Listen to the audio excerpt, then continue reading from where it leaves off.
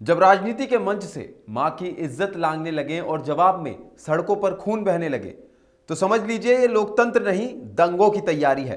पटना में आज सिर्फ कांग्रेस और बीजेपी नहीं टकराए, आज टकराया है शर्म और सत्ता का वो पर्दा जो अब फट चुका है। जिस देश में प्रधानमंत्री की दिवंगत मां तक को गालियां दी जाएं और जवाब में लाठियां और पत्थर चले, क्या उस राजनीति को हम लोकतंत्र कहेंगे या अराजकता का महोत्सव? आज 29 अगस्त को बिहार की राजधानी पटना रणभूमि बन गई। कांग्रेस और बीजेपी दोनों के कार्यकर्ता एक दूसरे से ऐसे भिड़ रहे थे जैसे दो दुश्मन देश आमने सामने हो। जिस विरोध प्रदर्शन को शांति से होना था वो हिंसा, तोड़फोड़ और पत्थरबाजी में तब्दील हो गया। बीजेपी कार्यकर्ता कांग्रेस दफ्तर के बाहर प्रदर्शन कर रहे थे। मुद्दा था कांग्रेस आरजेडी की रैली में प्रधानमंत्री मोदी और उनकी दिवंगत मां पर की गई अभद्र टिप्पणी। इस मंच से क्या कहा गया वो अब सोशल मीडिया पर वायरल है। शब्द दोहराए नहीं जा सकते क्योंकि वो मर्यादा को लांघने बराबर होगा और उन शब्दों का हम प्रयोग आमतौर पर कर भी नहीं सकते।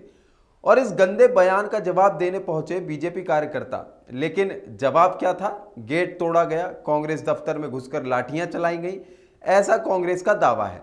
बीजेपी का कहना है कि कांग्रेस वालों ने पहले हमला किया। अब सवाल यह है, क्या लोकतंत्र अब भीड़ तंत्र बन चुका है?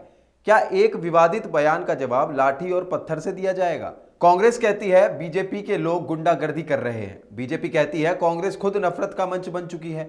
हैरानी की बात यह है कि स्टेज से जो अभद्र भाषा बोली गई उस शख्स को पुलिस ने गिरफ्तार कर लिया है। नाम है रिजवी उर्फ राजा, दरभंगा का रहने वाला। लेकिन यह कार्रवाई हिंसा के बाद क्यों? क्या हम इस देश की राजनीति को सड़कों पर भीड़ के हवाले कर चुके हैं? क्या नेताओं की गिरती जुबानी अब आम लोगों के सिर फोड़ रही है? और सबसे बड़ा सवाल, क्या प्रधानमंत्री की मां को गाली देना अब अभिव्यक्ति की स्वतंत्रता है? इस पूरी घटना में लोकतंत्र शर्मिंदा हुआ है। बीजेपी और कांग्रेस दोनों को जवाब देना होगा। अगर सियासत जहर उगलेगी तो जमीन पर खून ही बहेगा। फिर मत कहिएगा कि आपको आग की भनक तक नहीं लगी। तो दोस्तों, इस पूरी खबर पर आपका क्या कहना है हमें कमेंट कर जरूर बताएं और ऐसी तमाम जानकारियों के लिए बने रहिए एफएम न्यूज के साथ। नमस्कार।